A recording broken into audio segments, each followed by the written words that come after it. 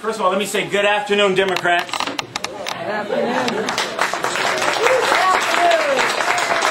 I'm going to further that by saying good afternoon, Republicans, and good afternoon, Independents, and good afternoon to those of you who don't know who you're going to vote for yet. There may be one of you that are out here who doesn't know yet. Part of what I'd like to do today is to convince you why it's important to vote for Senator Obama this time around. But the way I'd like to do that is by first saying that, just taking a moment to say thanks, Tyler, for introducing me. Thanks to Lawrence County for a great slate of candidates up here. I don't know if Nyla Griffith is here, who's running for the Senate. Kevin O'Day, who's here, who's running for the House. And then Dinah Paris, I know somewhere around here, who's running for the County Commission. And Judy Gray, who's also running for the County Commission. I think it's a wonderful slate of candidates here in Lawrence County to talk about those issues that are important to us locally, about school board issues and education and early childhood education and property taxes and those sorts of things that are at the grunt level of what politics is all about. So I just thank them and applaud Lawrence County for putting together a great slate of candidates, and thanks to each of you. And hopefully this support will transfer to you guys as well. You know, I've got to tell you that to talk about Senator Obama, I've got to start off by saying that I ran Senator Hillary Clinton's campaign here in the state of South Dakota.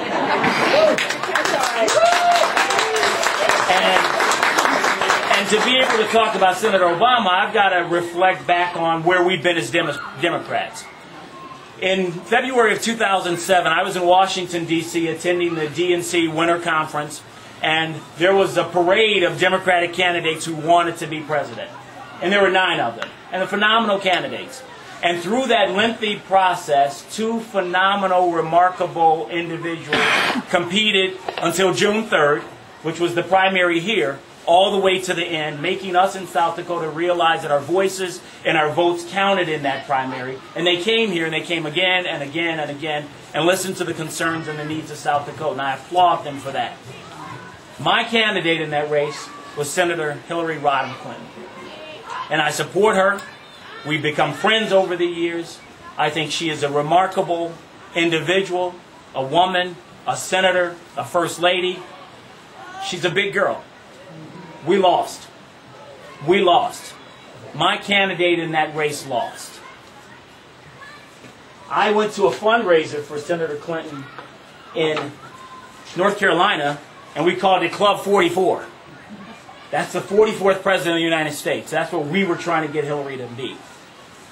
We lost. And then through that process, somehow, as Democrats, we had to put aside those differences during the primary season and once again prove that our loyalty was greater to the Democratic Party than it was to an individual candidate, regardless of how remarkable she was and still is. But our allegiance is to the Democratic Party and the ideals that's espoused by the party. Probably the best way for me to summarize this whole primary season is to look at this through the eyes of the Chapman household. We have who was a 10-year-old for most of the primary season in our house. And the very first day that all of these candidates started talking about running, our 10-year-old said, "Bharat's my guy." As we go through the process, I'm coming home from Sioux Falls, and I'm driving home, and I'm about at Wall, and my son calls, and he says, "Dad, are you almost home?" And I say, "I'm getting close." And he says, "Well, I've got a surprise for you." So as I come home, and I come up the hill, and I turn the corner to our house, there's a Barack Obama sign in the yard. So I go in, and I say, "Alex, you know Dad is involved with the Hillary campaign, and she's going to be in town soon, and I don't know if I brought her by here. You know, this doesn't look good, and this isn't right, and Dad is working hard, and blah, you know, all of this." And he listened patiently. And at the end of that, he said, "What does that have to do with me?"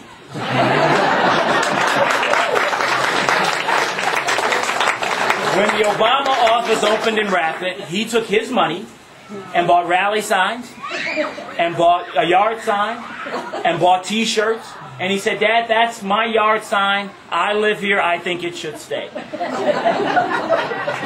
And I did what any responsible, loving, nurturing father would do. I waited till he went to bed, and I took the sign out of the yard. And the Clinton campaign didn't have yard signs at that time, so I took one of my old yard signs, took a couple rally posters from Hillary, wrapped tape around them, stuck my Hillary yard sign in the yard. The next morning, he gets up, he sees it. That afternoon, when I come back in from work, my sign is gone, his sign is back in the yard. This went on for a couple of days till the only grown-up in our house, my wife, said, "Enough. Put both signs in the yard." Barack Obama has inspired millions of people, my son included. You know, somewhere in Isaiah it says that, "And a child shall lead them." I just need to learn how to listen. That's all I need to do. You know, when we talk about Barack Obama, and I'd like to tell you why I support Barack Obama. Senator Obama has inspired millions of people, not just here, but across the world. And when I think about him, I think about the issues that are truly important to us of dealing with affordable and quality health care for everyone. Looking at these issues of dealing with how we treat our veterans and how we respect veterans. How to responsibly and respectfully end a war that we should have never been in the first place. And bringing our troops home with honor. When I think about Barack Obama, that's what I think about. I've had the great fortune of meeting Barack and spending time with him. And I think he's a wonderful individual. And I couldn't lend more support to Barack Obama than I did to Hillary Clinton or any. He's an amazing, remarkable individual. Unfortunate for us as Democrats that both of these candidates met at the same time in this important time in our world. The challenges facing America right now, I think, are really twofold. And I think Barack understands that. One is the problems that we're facing at home. Foreclosures and poverty on the rise and debt increasing and all of these issues that we're faced with domestically. And then a loss of credibility and standing in the world. I feel for our next president. This isn't just about Barack Obama. This is about each and every one of us. And are we willing to, almost like a poker game, ante up and say, this is what I'm willing to contribute to make this better? With him at the helm of that from a leadership standpoint. When I think about Barack Obama, I think about his story, his unique American story. And that story is not just Barack Obama's story. That story is my story. That story is your story. That story is my grandfather's story. Now, Tyler said that I was the Democratic chair for the state going to the convention. And I was humbled and still am humbled to have been elected to go to the convention as a delegate and then to be the chair of the delegates going from the state of South Dakota. If you haven't noticed, there aren't a lot of people who look like me in the state of South Dakota. And I'm pretty proud to not only have represented Democrats in this state, but to represent a ward in Rapid City.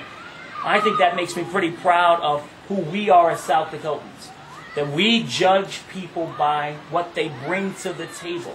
The content of that character, as Dr. King said. Not about something so superficial as gender or ethnicity or some of these other things that's just outer packaging and how we keep score sometimes. About what it is that you truly bring to the table. And Barack brings a whole talented bag to the table.